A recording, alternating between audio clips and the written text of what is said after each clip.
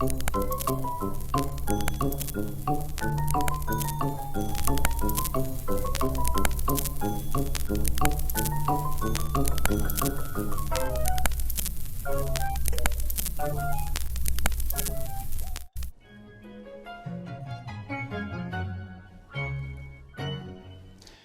cut it, paste it, erase it.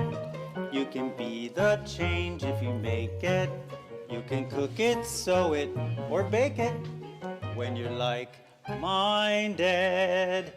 Welcome to Like-Minded, where I conspire to inspire you. Today I'm super excited because it is my very first holiday episode where we will be making sugar cookies. And not only that, but I have my very first special guest on Like-Minded today. If you want to make these cookies, here's what you're going to need.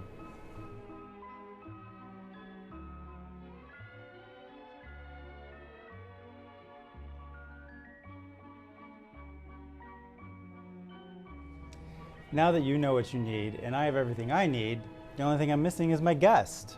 I know how to get him here. Hi. Hey. I just flew right in. Thank you so much for coming and joining me. Thank you for asking me. On my very first holiday episode. And I'm your very first guest. And you are my very first guest. I'm and so I can't excited. think of a better person to make sugar cookies with. Well, me either. Because we rocked some out last year and we did them in a very unconventional way. That's which, right. If you're like-minded, like I know you are, we do things in a very unusual way, in a very compelling way. And I love that you like to use non-holiday colors the same way that I do. Well, I have to say, those primary colors are Christmas past. And I like to do Christmas present or Christmas future with some beautiful pastel colors. And I think it's really fun to kind of like shake it up a little bit and give a nod to Christmas, right? Like in pink instead of red, maybe a little mint instead of green. I agree. And don't you think that there's so many other resources for people nowadays to go and find these little decorative things they can put on cookies instead of just what's obvious in their grocery store? There's baking stores, there's like specialty cooking stores they can find these things at. And I love that we found so many things to make these cookies with and decorate them with and make it really fun. It's more fun that way. I mean, it's literally embellishing, evolving, and eating. Yes, it's not against the rules to eat some of these. Can I just keep eating them through the thanks. whole Yeah. thing? Before you showed up, I made some shapes that I really enjoy working with, and I know that we have a couple surprise shapes too that you're going to be working with. Yes. That you're really good at, and Thank you. I adore those shapes that you do all the time. And so we're going to just get started on some of these and start frosting some cookies. Let's do it.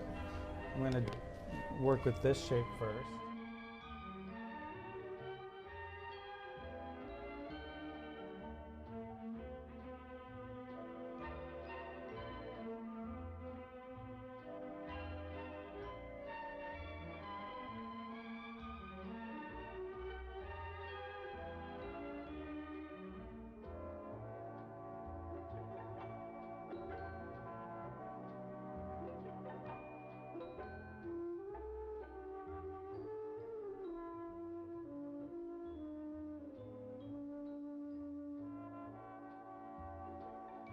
Now, that's an ornament, I'm guessing.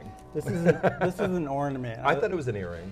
Well, my mom would wear these for earrings, but I love these little vintage ornament shapes. I do too. They're kind of, I guess the technical word is sphere. Oh. And you just Shrilly. really, I mean, I love using the vintage frosting colors with that too. I do too. You know, as you're well aware, my grandmother made ornaments, and ornaments are a really big part of my life, and so are cookies. And when I was a kid, you know, I was more of a professional beater licker. You know, my mom would bake the cookies and I would always lick the beater, and it was so funny because I would always think, like, now looking back, there was raw egg in that dough, but I didn't care. I'm here to talk about it. Yes, none of us died over that. Exactly. Over those childish antics. Exactly. So I think that, like, you know, baking cookies is so much fun, and we had such a good time doing it. Our friends loved it. They were the greatest gifts because they were very memorable.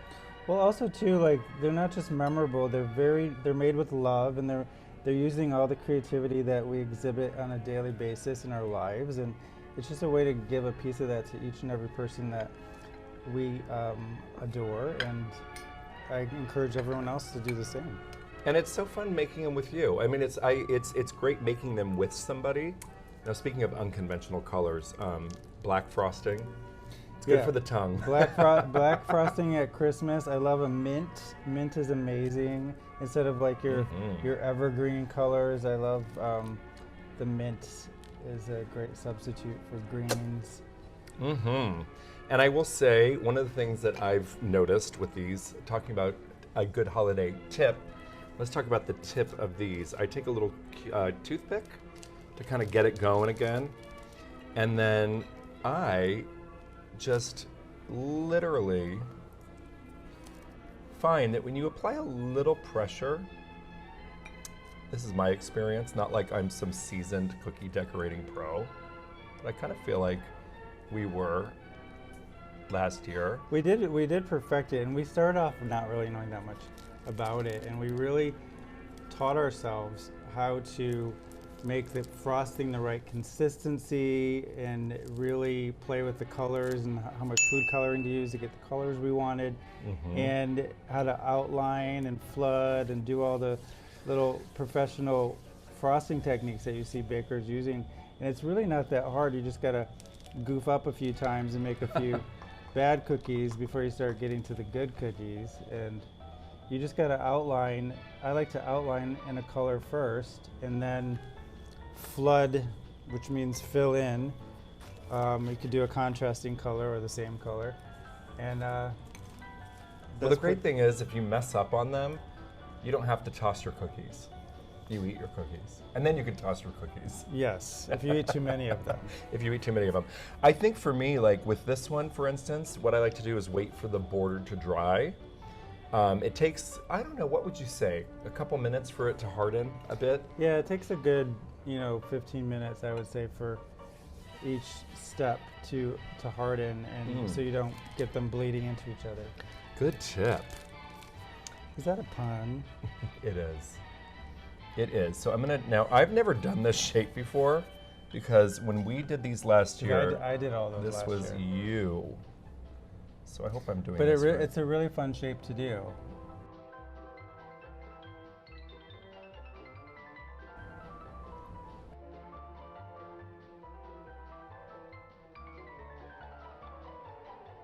Oh, what are you doing now?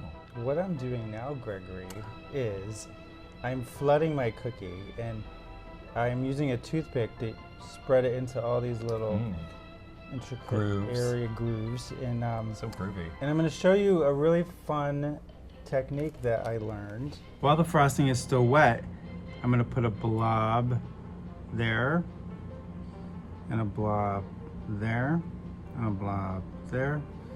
And you can let that sink in, or you can go like this.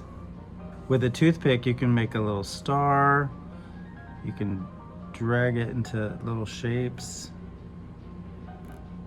It's really fun to just like create.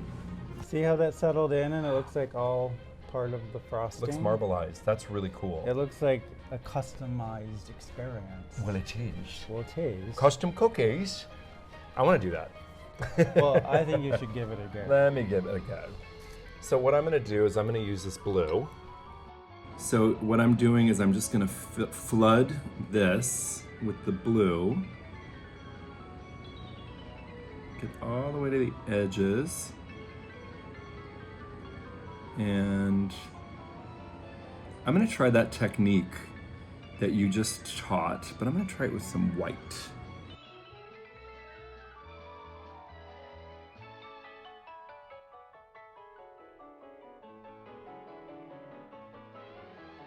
And then the trick is, while it's still wet, take your toothpick and just go like that. Isn't that cool? It's like a Charlie Brown sweater, only different. Only different. We've made some traditional shapes that we probably have seen before, but one thing that is one of my favorite things that people can do with cookies is imagining the cookie for something other than what it is intended for. And Reimagining. Reimagining is the word. And that is something that Gregory has done with this particular shape gingerbread man. And he's going to take that shape and he's going to do something with it that will blow you away. When I saw the shape, most people would see a gingerbread man running, right? Like he's trying to run away maybe from us eating him. I saw burlesque superstar pinup. Well, that reminded me of last time I was being chased, and that's really the only time I run. So exactly. That's kind of what I got out of it. But it's amazing that you got a burlesque dancer out of a gingerbread man. I most certainly did. And I'm you know what they call that? They call that creativity. And if you're like-minded, no. So I'm going to start with some blue for the hair and start to like kind of get this whole vibe. Get those finger waves going. You know I love a finger wave. And just using a little bit of pressure, getting it exactly where I want it. And you can just kind of like use the tip of your piping bag to sort of fill it in a bit. And it dries beautifully. The eyes have it. And I think with all these little googly eyes that are edible, I am gonna use these at the very bottom because she kind of looks maybe a little sleepy and devious. So in order to glue the eyes on, all you need is just to take one little drop of any frosting color. I happen to have blue right here. And just turn it around and plop them down. And I like this larger size here for flooding, and you'll see what I mean by that. Does this look better with clothes? Of course it does. See what I did there? So let's make her corset. So I'm just gonna squeeze this very sexy shape. Follow it all around. And that's your basic shape.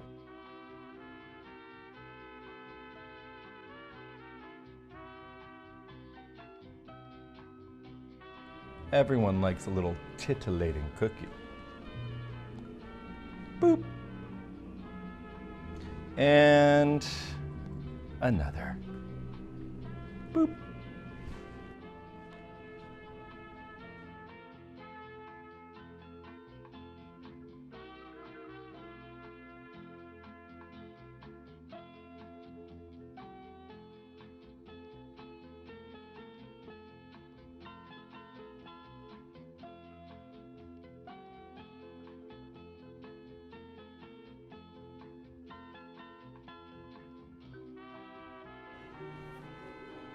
So let's lace her up.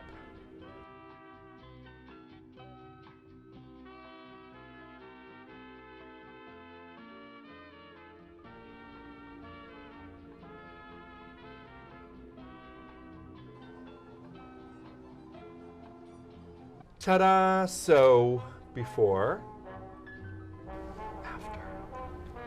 Who doesn't love a before and after? Especially an edible one. Especially. Those are the best kind. Let's give Gregory Arlt a big hand. Big one? Just big hand up. Thank you so much for coming and making unconventional Christmas cookies. Thank you for having me. I feel very inspired and very hungry. Can I eat like all of these now? Can you please? I wish I would. So that I don't. Okay, fine. It's a deal. And if you like what you saw, what do you do, Gregory? You click subscribe. I'm a subscriber. Subscribe. And remember, nothing is off limits when you're like-minded.